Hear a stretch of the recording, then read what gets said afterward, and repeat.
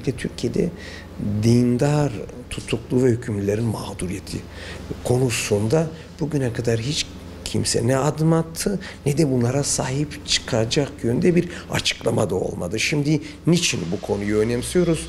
Öncelikle şu yönüyle önemsiyoruz. Bunlar 28 Şubat ve özellikle Fethullah Gülen grubunun kendi önünü açmak için dosyalarına delil uydurarak, işkence yaparak, hakimleri ayarlayarak karar çıkartan bir dönemin dosyalarıdır. Bu açıdan şimdi bu müvekkillerimizin hukuk durumunu özel olarak ele alınması gerektiği görüşünde. Örneğin bir Sivas dosyasında halen o dönemle ilgili, o yargılamayla ilgili kamuoyu ve tarafların kafalarına ciddi soru işaretleri vardı. Bu açıdan özelde de Türkiye'deki dindar hükümlü ve tutukluların sorunların çözümü yönünde acil adım atılması lazım.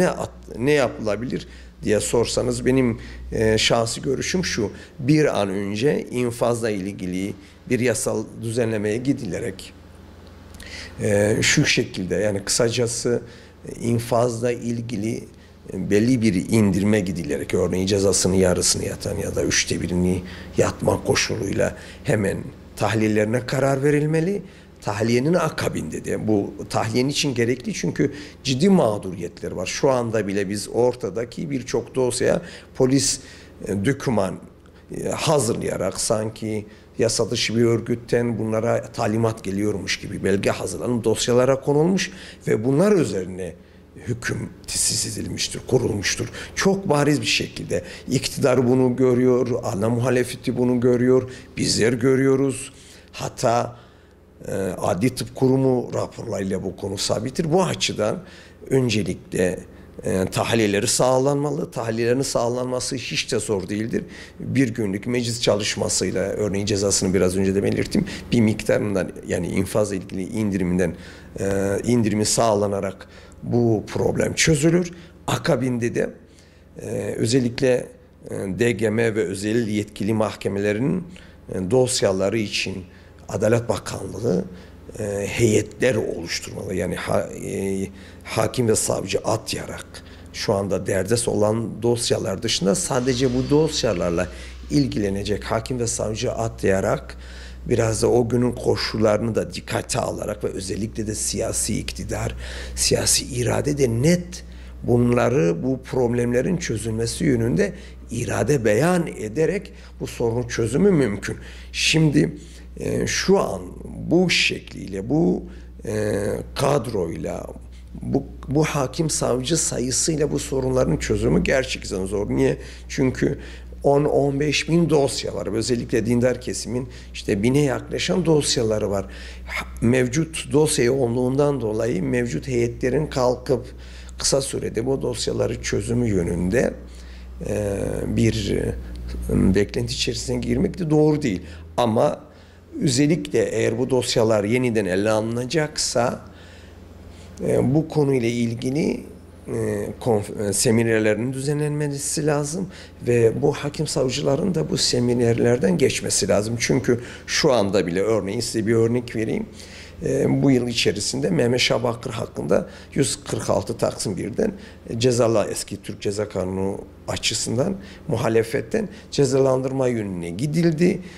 Şunu söyleyebilirim: eğer bu dosya DGM döneminde karara çıksaydı bundan daha adil bir karar çıkabilir diye düşünüyorum. Yani şu anda mağduriyet halen yargıda da hükümlü ve tutuklar içinde devam ediyor. Yani şunu unutmamak lazım: mevcut siyasi iktidar bu konuda her ne kadar birkaç açıklaması olmuşsa da pratikte bir arpa boyu kadar adım atılmamıştır. İşte o 28 Şubat sürecinde bu özellikle Kürdistan illerinde ciddi anlamda faili meçhul olaylar vardı. Avrupa ve Ankara buradaki yerel polis şeflerini sıkıştırıyordu. Niye sorunları çözemiyorsunuz diye. Bu insanlar da bir grubu buldu, gözaltına aldı.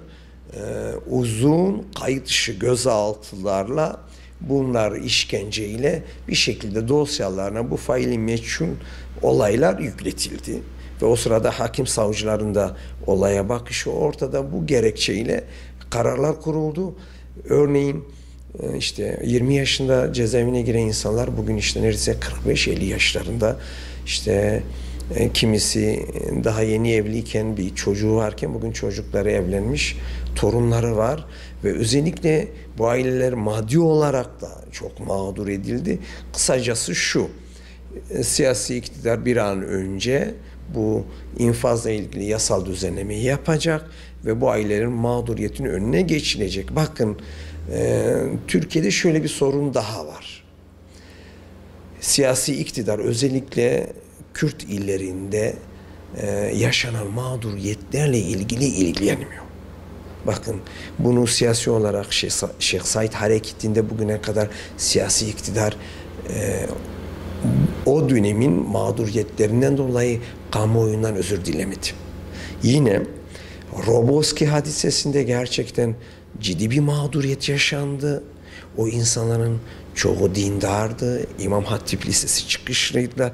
Sadece geçinmek için Irak'a gidip geliyorlardı. Siyasi iktidar da bunu çok iyi biliyordu. Ama siyasi iktidar bu konuda da üzerine düşen insani bir görev olarak da adım atmadı. Bakın, bugün tekrar Tahiri Elçi olayı da öyledir. Şimdi eğer bir kusur varsa, benim memurumdan kaynaklı bir kusur varsa, gerektiğinde o memur hakkında dava açarsın, yargılarsın ya da en azından sembolik olsa da kamuoyunun vicdanını rahatlatma açısından da olsa çıkar özür dilersin. Eğer siyasi iktidar bu konuda samimi ise ve ciddi mağduriyetlerin yaşandığını kabulleniyoruz ki konuşmalarından bunu anlıyoruz. Bu yaşanan mağduriyetlerden dolayı ailelerinden, çocuklarından ve torunlarından da özür dilenmelidir. Eğer bu yapılırsa hükümet içinde bir erdemlik olur. Bu coğrafyadaki insanların Ankara'ya bakışı da değişecektir. Biz daha önce Yusufider olarak bir kampanya başlattık. Özellikle bu mağduriyetlerin giderilmesi yönünde siyasi iktidarın adım atması gerektiği yönünde çalışma başlattık. O dönemde bir kısım medyada şu veya bu şekilde bize destek sundu ve çalışmamız bir aşamaya gelmişken Ankara dedi ki siz sabırlı olun, biz bu sorunu çözeceğiz. Bu konuda neredeyse kamuoyu önünde olmasa da söz verir duruma geldi. Fakat biz çalışmamızı durdurunca onlar da tekrar eski döneme döndüler, durumu unuttular. Biz şunu çok önemsiyoruz. Gerçekten içerideki müvekkillerimizin, kardeşlerimizin ciddi mağduriyetler yaşadıklarını görüyoruz. Ailelerin ciddi mağduriyetler yaşadığını görüyoruz ve bu mağduriyetlerin giderilmesi için barışçıl yollarla ne gerekiyorsa yapmaya kararlıyız. Bunu net bir şekilde Ankara'ya da ileteceğiz ve biz Allah'ın izniyle bu kere barışçıl yollarla hangi adım atılması gerekiyorsa o adımları atacağız. Biz bu mağdur kardeşlerimizden ve ailelerinden şunu bilmelerini talep ediyoruz. Biz kararlıyız. Allah'ın izniyle de elimizden gelen bütün imkanları kullanarak bir sonuca ulaşmayı deniyoruz ve deneyeceğiz. Bu konuda özellikle kamuoyundan, medyadan, yazarlardan ve özellikle de ailelerden de destek bekliyoruz.